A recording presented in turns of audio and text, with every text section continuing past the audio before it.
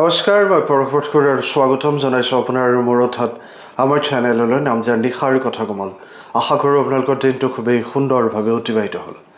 I love you বুলি কোৱা প্ৰথমগৰাকী ব্যক্তিক চিনাক্ত কৰা কোনো ঐতিহাসিক প্ৰমাণ পোৱা নাযায়। আচলতে ইয়াক নিৰ্ণয় কৰাটো ইতিহাসবিদসকলে দুটা মূল কাৰণত অসম্ভৱ বুলি গণ্য কৰে। প্ৰথমটো হ'ল মানুহে লিখাৰ বহু আগতেই কথা কৈছিল। কথিত ভাষা সম্ভৱতঃ কমেও 1 পৰা 2 লাখ বছৰ আগতে আছিল। আনহাতে লিখাৰ আবিৰ্ভাৱ হৈছিল খ্ৰীষ্টপূৰ্ব 300-2000 আশে-পাশেহে। লিখাৰ অস্তিত্বৰ বহু আগতেই মানুহে প্ৰেম প্ৰকাশ কৰিছিল। গতিকে প্ৰথমে আই লাভ ইউ বুলি কোৱা মানুহবোৰ কেতিয়াও ইতিহাসত লিপিবদ্ধ হোৱা নাছিল। দ্বিতীয় কাৰণটো হ'ল সঠিক বাক্যাংশটো ভাষাৰ ওপৰত নিৰ্ভৰ কৰে। আই লাভ ইউ ইংৰাজীৰ অভিব্যক্তি। ইংৰাজীৰ অস্তিত্বৰ বহু আগতেই প্ৰাচীন মানুহে চুমেৰিয়ান, ইজিপচিয়ান, আক্কাদিয়ান, সংস্কৃত, চীনা, গ্ৰীক আৰু আন বহুতো ভাষাত প্ৰেম প্ৰকাশ কৰিছিল।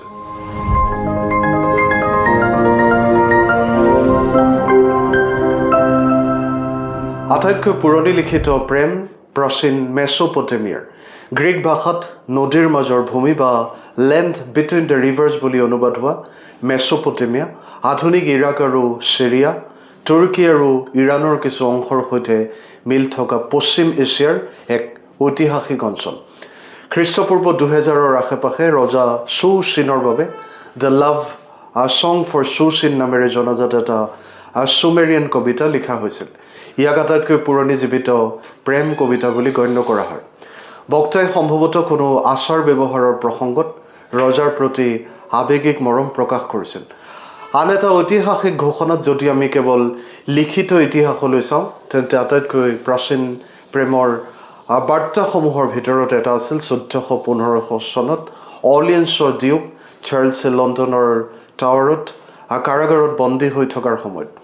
পিছলৈ 1477 চনত মাৰ্জৰী ব্ৰুছে নিজৰ প্ৰেম প্ৰকাশৰ বাবে ভেলেণ্টাইন শব্দটো ব্যৱহাৰ কৰি নিজৰ বন্ধু জন পেষ্টনলৈ এখন প্ৰেম পত্ৰ লিখিছিল। ইয়াক জীয়াই থকা আটাইতকৈ পুৰণি ইংৰাজী ভেলেণ্টাইনৰ প্ৰেম পত্ৰ বুলি গণ্য কৰা হয়। প্ৰাচীন বহুতো সভ্যতাত প্ৰেম লিপিবদ্ধ কৰা হৈছে।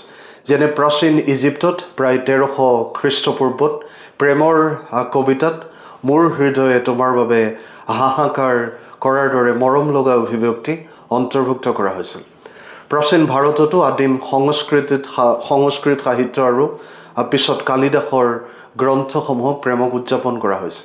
আনকি প্ৰাচীন চীনতো দ্য ক্লাছিক অফ পয়েট্ৰি বা খ্ৰীষ্টপূৰ্ব 1100 পৰা 7ত প্ৰেম আৰু আকাংক্ষা প্ৰকাশ কৰা বহুতো কবিতা আছে। গতিকে কোনোবাই আই লাভ ইউৰ হুবহু সমতুল্য কথা কোৱাৰ কোনো প্ৰাচীন ঐতিহাসিক প্ৰমাণ বা ৰেকৰ্ড নাই। প্ৰেম প্ৰায় কবিতা, উপমা আৰু প্ৰশংসাৰ দ্বাৰা প্ৰকাশ কৰা হয়। বিভিন্ন ভাষাত প্ৰেমৰ বাবে বিভিন্ন ক্ৰিয়া আৰু ধাৰণা থাকে, যাৰ বাবে প্ৰত্যক্ষ তুলনা কৰাটো কঠিন হৈ পৰে। সেয়েহে আই লাভ ইউ কোৱা প্ৰথমগৰাকী ব্যক্তি অজ্ঞাত।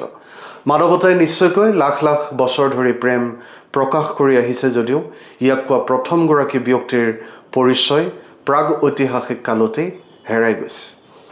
এই কথাৰে আজিৰ এই খণ্ডটো সামৰিছোঁ। আশা কৰোঁ আপোনালোকে আদৰি ল'ব, লগতে আপোনালোকৰ মতামত আগবঢ়াব আৰু চেনেলটো নিশ্চয়কৈ ছাবস্ক্ৰাইব আৰু ফ'ল' কৰিব। পুনৰ লগ পাম এক নতুন আৰু আকৰ্ষণীয় বিষয়ৰ সৈতে। ভগৱানে আপোনালোক সকলোৰে মংগল কৰক। আজিলৈ আহোঁ। শুভৰাত্ৰি। ধন্যবাদ।